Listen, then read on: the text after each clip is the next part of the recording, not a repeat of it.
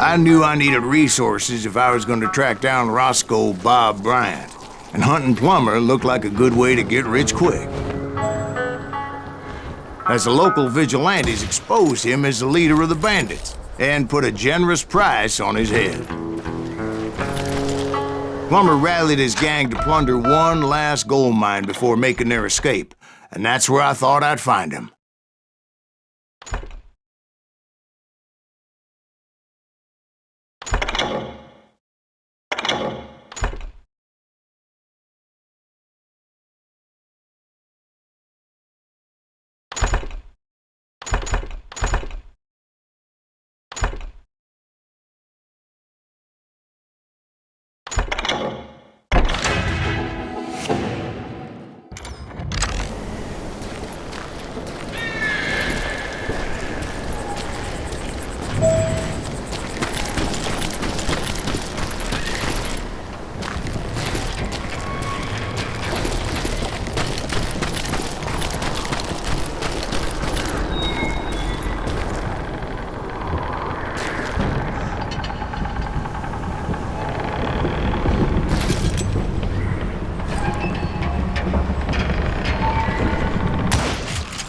My late father pointed out to me more than once. God made men, but Samuel Colt made them equal. Who the hell is that then? Don't let him get a shot off!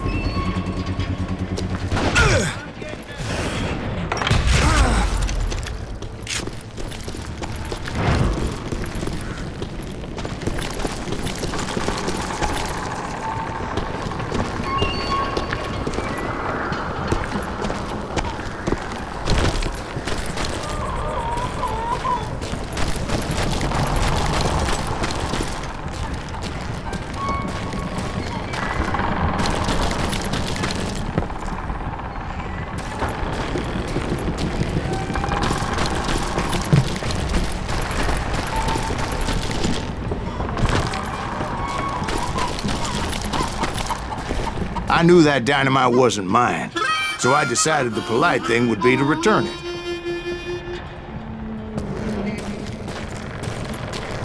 It was the biggest gold rush since Sutter's Mill in '48. Unfortunately, prospectors weren't the only ones drawn to those riches. There were thieves and killers, robbing travelers and hijacking gold shipments. Like those that ran with Plummer. Some were just regular folks I knew from town, drawn by greed and easy pickings. Charlie Crow, the blacksmith. James, who worked in the stable. Sam and Jeremiah Barber, the butcher's son. Ordinary citizens who lived a double life. Stealing and thieving and murdering their neighbors.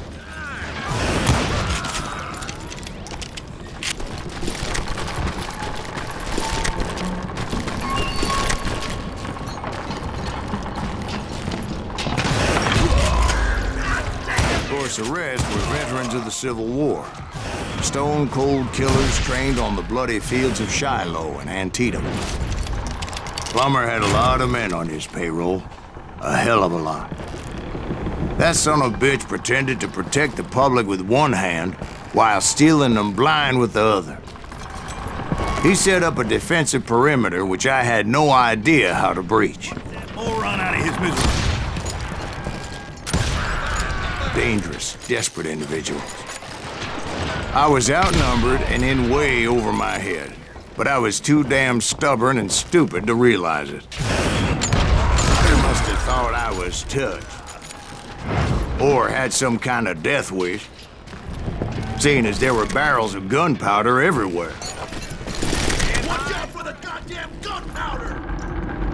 One stray bullet, one stray spark, and I'd be blown to hell and gone. Did I have any second thoughts about what I was doing? No.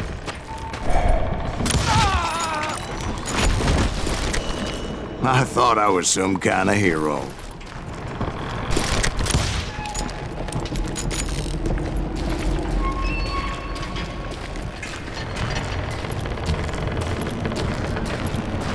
I finally made it past and headed on to meet my destiny. But first, I had something I needed to figure out.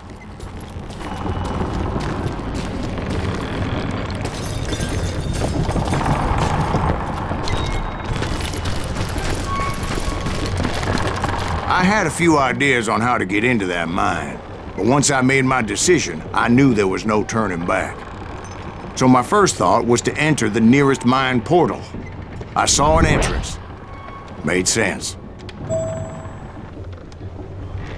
It was the quickest way in, but that also made it more dangerous, as there would undoubtedly be enemy pickets posted along the way.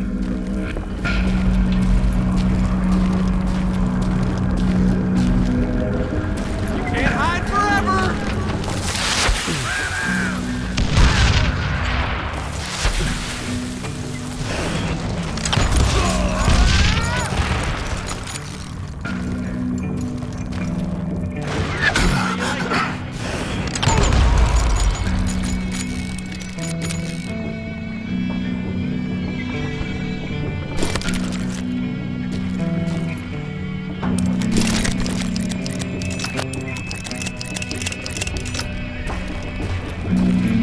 Besides, once you enter a mine like that, it's easy to get all turned around.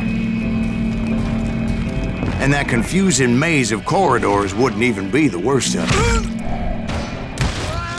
Some of those shafts could be as deep as hell.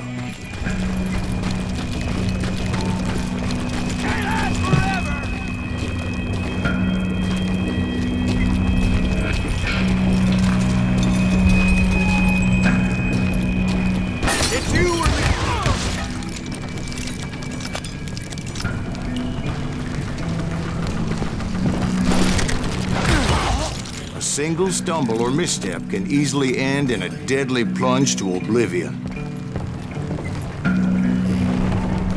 You ain't...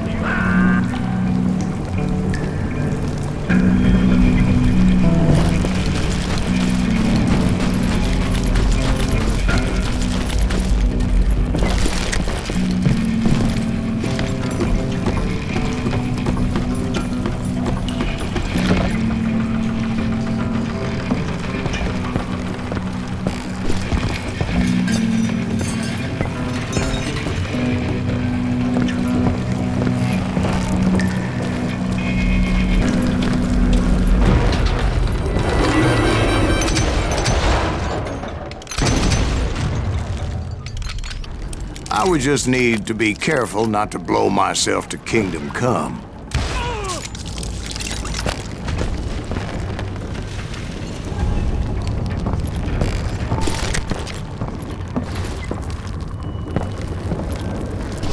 There he is! With all that... You can run, but you can't hide.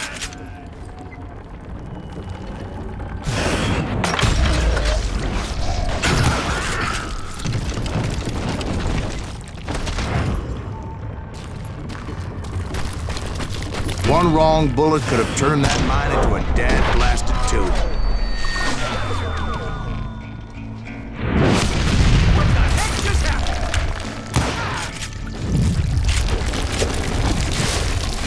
I freely admit my plan of attack is not just moronic, but clearly insane.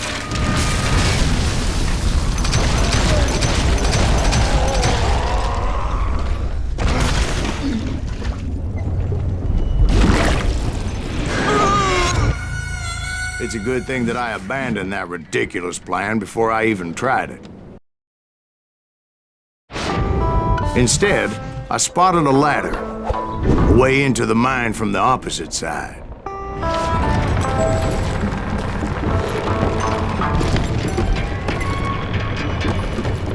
It was a long way around, but that approach seemed more sensible at the time.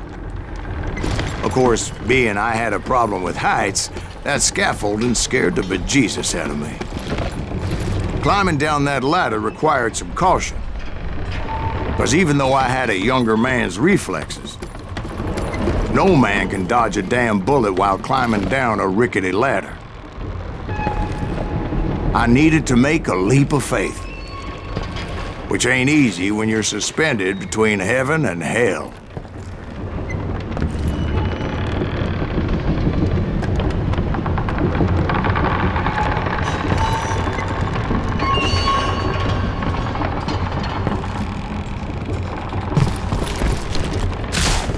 I was determined not to give up, however. As Sheriff Plummer seemed quite the despicable character. When the vigilantes discovered what the sheriff was up to, people were outraged. That 10,000 they put on his head would go a long way to helping me find old Bob. And I had made it my mission to settle that score come hell or high water.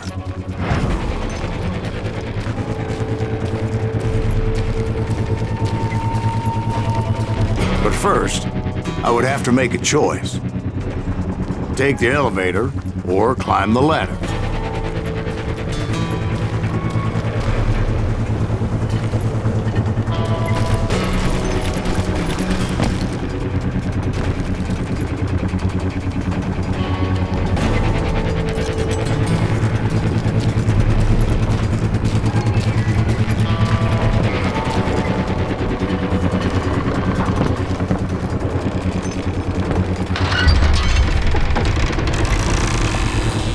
I picked the more convenient and more dangerous route.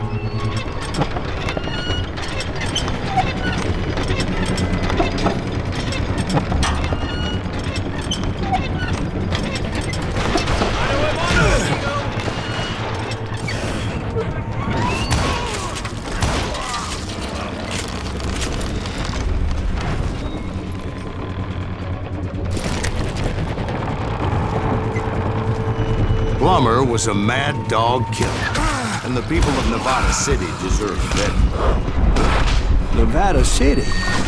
Well, I thought Plummer met his maker in Bannock, Montana.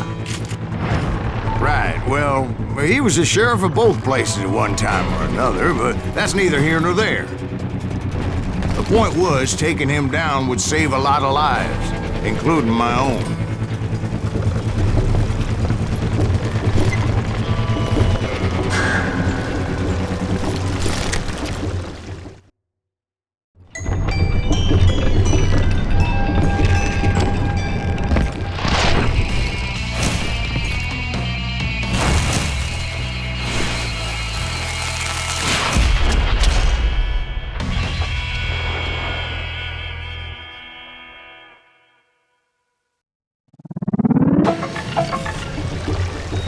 They're gonna need a dustpan up this.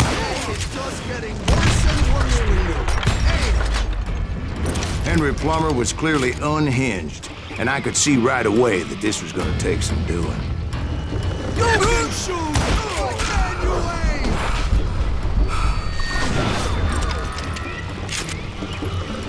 Bastard!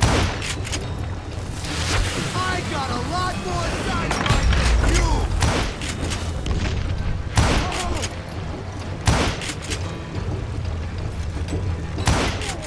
No blood money for you today!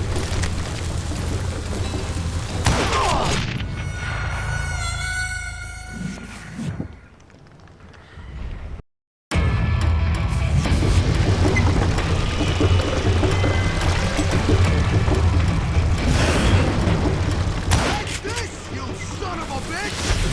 Run! Bastard! Who said you could throw dynamite?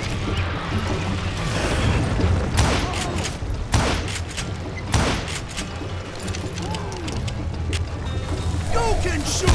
What can you aim?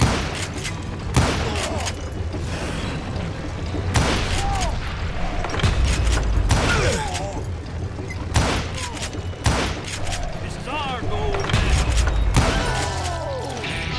So that's how Henry Plummer died.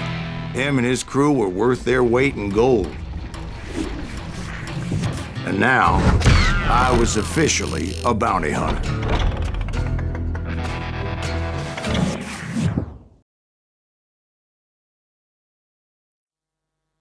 So, did you finally go after that Bob feller? Well, I heard word he was in Kansas with John Wesley Hardin. So that's where I went. Where in Kansas? Abilene. Why do you ask, Ben? No reason. Was Hardin as fast as Ringo? Ringo was fast, but John Wesley was as fast as the devil himself.